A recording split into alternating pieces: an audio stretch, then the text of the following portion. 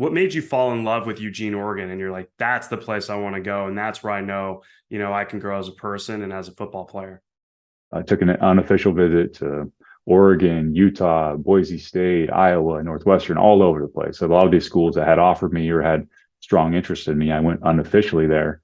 And Oregon was one place where I went unofficially, and I went here in the summertime. And if you've ever been to Eugene in the summertime, it's hard to beat. It doesn't get too hot. It's beautiful. Sun is shining. It's not always this way 365 days of the year, but during the summer, it's great. And then most importantly, the people. I've met a quarterback named Collin, who's actually, I think, has been on your show before. And at that point, he was a rising senior. He's entering his senior year, had a new offensive coordinator, quarterbacks coach, Gary Croton, who was recruiting me to Oregon. And I felt like Collin and I were kindred spirits. We were from a similar background, from small farming community. His family's from Eastern Oregon. So we had a lot of strong ties there as far as just the blue collar work ethic, passion for playing quarterback, passion for the game. And I could just tell how he really loved representing the University of Oregon. For him, I think it was special just because he's from the state. Obviously, I'm not from Oregon. I'm from California, but I'm an adopted resident now.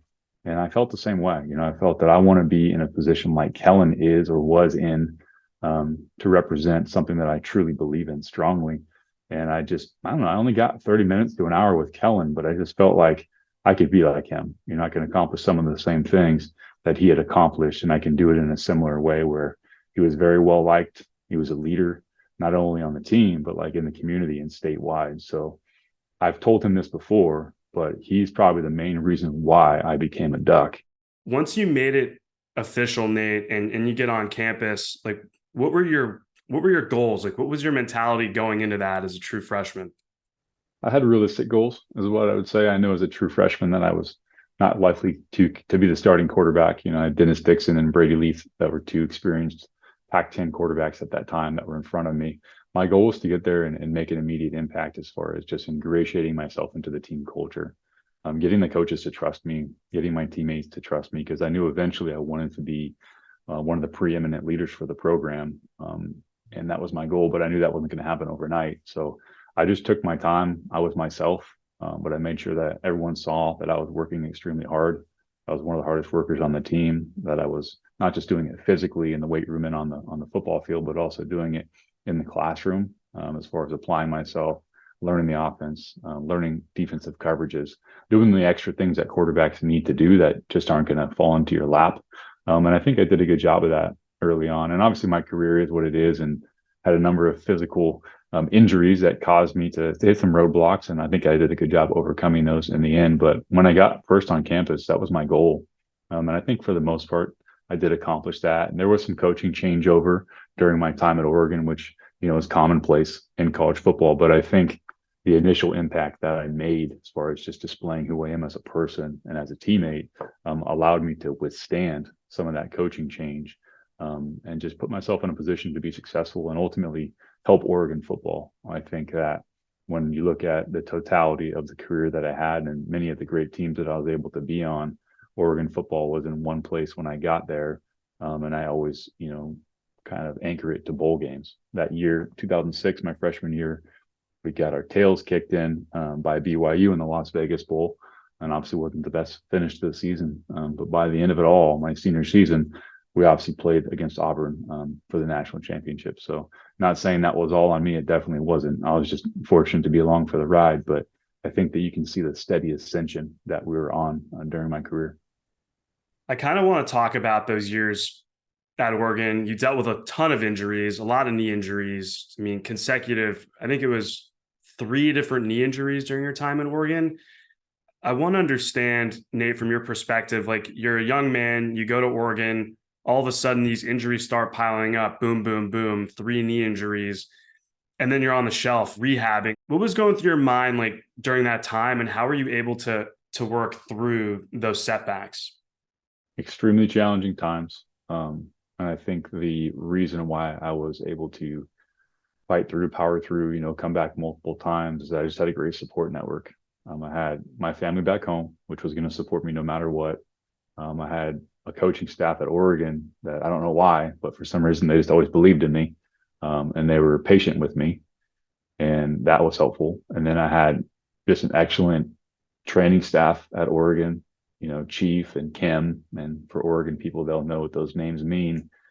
For the average listener, they might not know, but those are they were the head athletic trainers at the time at the University of Oregon. So obviously, if you're in ACL rehab protocol all the time, like I was, you're going to be well versed in who those people are. And I think they did an excellent job.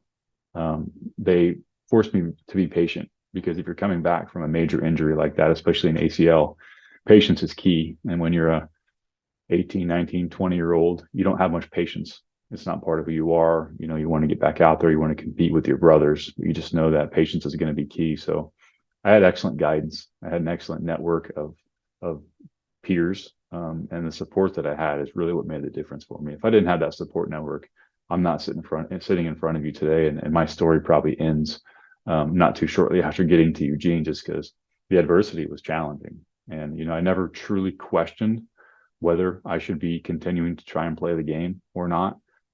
That thought does cross your mind just because it is an option. But for me, it never really was a strong option, in my opinion. I just was always looking at that day and what did I need to do that day to push myself forward and hopefully get better, with thinking, hey, 6 months from now, I'll be back on the field. But 6 months from now doesn't really matter. It's today that matters the most to me. And I try to take that approach. And some days I was really good at that approach. And then other days I had bad days and I wasn't, but I always came back. And that was kind of the key for me. So if there's one thing that I could pull it back to, it's just an amazing support network that I had here in Eugene at the University of Oregon. That's the reason why I was able to come back a couple times. Were you able to use that time, Nate, over the course of the various injuries? Were you able to use that for self-reflection? I was. I probably didn't realize it as much at the time as I do now, being 35 years old now and reading some of the Stoic philosophy books by Ryan Holiday. You realize in the moment you were doing a lot of the things that the ancient Stoics did, and that's staying present. And then I always tie it back to the motto, win the day. And the win the day motto was a thing that was connected to the University of Oregon strongly for a long time with Chip Kelly, and kind of became our team slogan. And you don't realize it at the time, but that's really what you're doing. You're just focused, staying in the present, focused on practicing mindfulness and trying to just take that step forward that day, and understanding that you're not always going to be successful with that approach. But if you are, great. You forget about it and try and do it again the next day. And if you are not successful, which happens from time to time, same thing. You flush that memory and you take that next day and try to attack that for the best of what it was. So I didn't realize it as much in the moment. But now what I try to do on a day-to-day basis is very similar to what I was doing now. It's less focused on ACL rehab protocol or studying cover three that USC is playing, and it's more focused on my current business opportunities. But it was a lot of the same similar skills that I was building then are things that I'm using in my daily life now. Those skills that we have as we get older, we accrue experiences, and that, it's almost like we become more philosophical, over time to some degree. I mean, ones that you were actually practicing during the rehab process. Why do you think like you were able to have, do you think that access came from that amazing support system? Like, I feel like not everybody is maybe able to kind of tap into that one step at a time, one day at a time mentality at such a young age. Because again, you're young, you're fired up, and you just want to get back out there as quickly as possible. Yeah, I think that it's just an accumulation of lessons learned over my life. I don't think many things in my life have been given to me, and I would not have it any other way. Matter of fact, now that I have two children of my own, I'm trying to find ways to not give them everything that they need in life. Obviously, the basic necessities, of course, but how do I have them learn some of the lessons that I learned early on in life about you're just going to have to go out there and earn it every single day. No one is entitled to anything, and you're going to have to just prove why you're worthy. And that's something that I learned at a very young age, as young as far as I can remember, talking about 5 years old, and some of the lessons that your parents teach you about hard work and how it eventually will pay off. And it might not be immediate. The results aren't always going to show up the next day, but you're accumulating a bank account, and eventually you want to hopefully spend that bank account for something worthwhile. And that trickled into my Pop Warner days. It also trickled into my high school days. I had to compete every year to be the starting quarterback in Pop Warner in high school. Nothing was ever just gifted to me. And I think having those lessons drilled into me day after day year after year, they just followed me up to the University of Oregon. And you get to a place like that, and it's that way, and it's even more intense because obviously it's big business.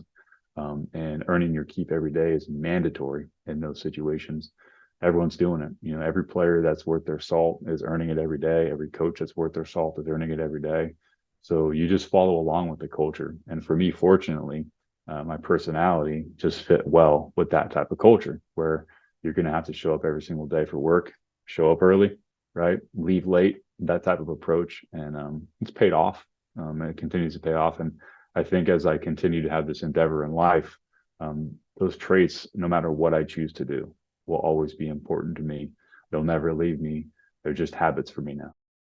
I think it's so cool, man, that you've been building and just finessing those traits, for all these years where now they've become second nature and you're able to apply them in so many areas of your life, business, fatherhood, relationships, I think all the parts that really matter. I think the one thing that I'm curious to understand from your side, Nate, is you go play D1 college football and everyone's like looking at statistics and all these numbers, right? And I don't want to discredit that because yeah, of course, if you're throwing up big numbers, you're getting all the praise, like that does mean something. But in some ways, don't you think that all of those lessons you learned and all of that adversity, if you think about the scope of your life, is worth a million times more than being the guy who did put up all those crazy numbers and who was a first team All American and won a national championship and all of the actual physical accolades?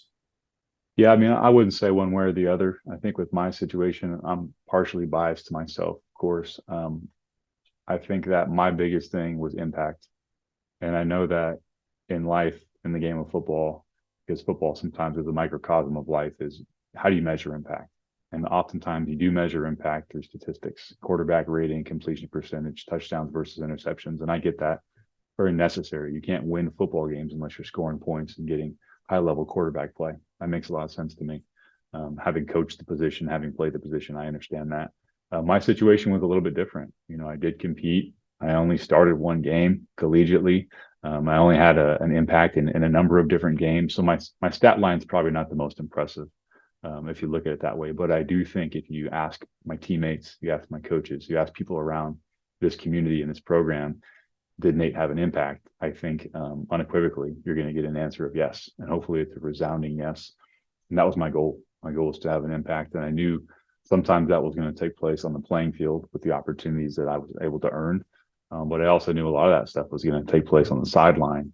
It was going to take place on the practice field. It was going to take place in the locker room, in the weight room, in the community. And I knew I was going to have a lot more opportunities to make an impact in those spaces as opposed to between the white lines on Saturday afternoons. So I just want to maximize those opportunities, and I think I did. And it could be something as simple as you see a teammate who maybe misses a rep in the weight room, and instead of blatantly calling them out and making sure everyone knows that you're a strong leader and that you called somebody out, you just wrap your arm around them and say, "Hey, I know you missed a rep right there. Let's make sure we get that one." It could be stuff like that. It could be being active in the community. There's flag football tournament going on for the third graders, and you have an opportunity to be there and have an impact and coach somebody up and maybe brighten their day. Well, you better take that opportunity. You better wake up early in the morning, show up to that field and have that impact on those young individuals. So I just tried to do that. I think I was fairly successful at it. And I think nowadays I have the same approach, and I still want to continue to have an impact